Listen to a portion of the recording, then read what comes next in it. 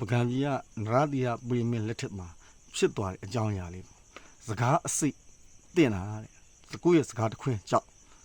ဒီအစိတ်ဒီထည့်ထားတဲ့ဘွဲတော်အုပ်ထဲကိုကိုယ်တိုင်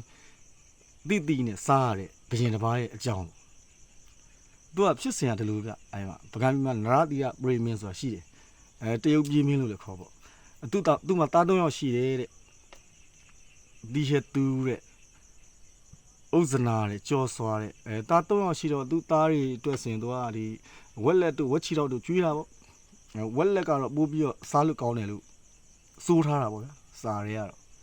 အဲ့ဒီမှာသူကတား3ယောက်ရှိတဲ့အချိန်မှာသားအကြီးဆုံးနဲ့အလက်ကိုကြာတော့အကြီးဆုံးနဲ့အငယ်ဆုံးကိုကြာတော့သူကဝက်လက်ကျွေးတာတဲ့သားအလက်ကိုကြာတော့ဝက်ချီတော့ကျွေးတာဝက်ချီတော့ကျွေးဆိုမိဖုရားမြင်သွားတာဟုတ်မိဖုရားတီရတူပေါ့တီရတူရဲ့သားအလက်ကတီရတူလို့ခေါ်တယ်တီရတူရဲ့မအေးကမြင်သွားဆိုဒီသားအကြီးနဲ့သားငယ်ဆုံးကိုကြတော့ဝက်လက်ကျွေးပြီးသူ့သားကိုဘာလို့ဝက်ချီတော့ကျွေးအောင်သားလည်းကြဝက်ချီတော့ကျွေးအောင်အဲ့တော့မိခင်ကမိဖုရားကြီးက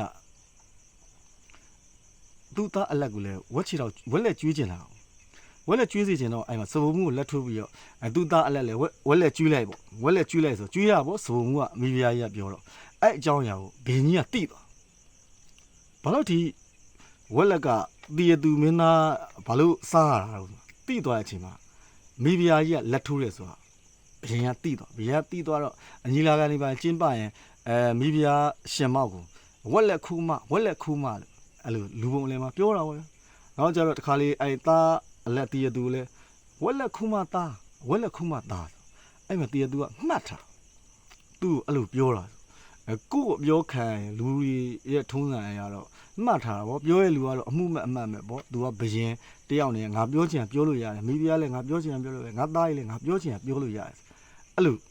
ပြောတော့ပြောခံလူတွေမှာစိတ်ထဲမှာမှတ်ထားပေါ့အဲ့လိုနဲ့သူတိုင်းပြည်အုပ်ချုပ်နေရှင်မှာနရတိရမင်းအုပ်ချုပ်ရှင်မှာတရုတ်ကြီးကလာတိုက်တာပေါ့ပကံလာတိုက်တော့သူကထွက်ပြေးရဆိုတော့ဟိုကမသိမ်ဘက်ထီအောင်ပြေးရ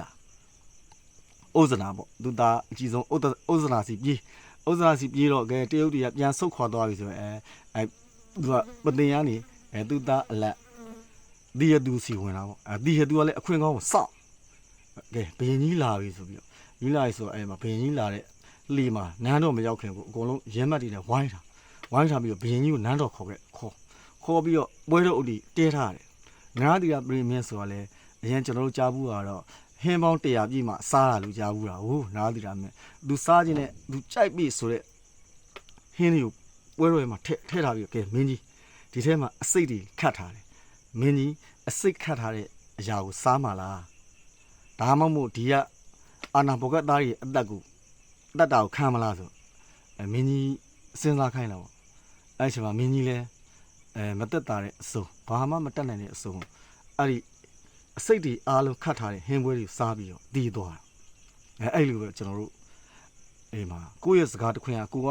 ဘလို့ယာရုတွေဘလို့အာနာတွေဘလောက်ပဲချမ်းသာကိုပြောလို့ရတဲ့ဆိုတဲ့စကားလေးကိုမပြောအောင်ဘယ်တော့မှမပြောနဲ့ပေါ့ကိုနိုင်နေပြောလို့ရတယ်ဆိုတဲ့အတိုင်းစကားလေးကိုစင်ကျင်ပြောရတဲ့အတွက်အဲ့စကားလေးကိုစကားအစိတ်တွေအဲ့ယာသူလေးမှာအဲ့လိုရှိခဲ့ဘူးလေစကားပြောလေးစင်ကျင်အောင်အတွက်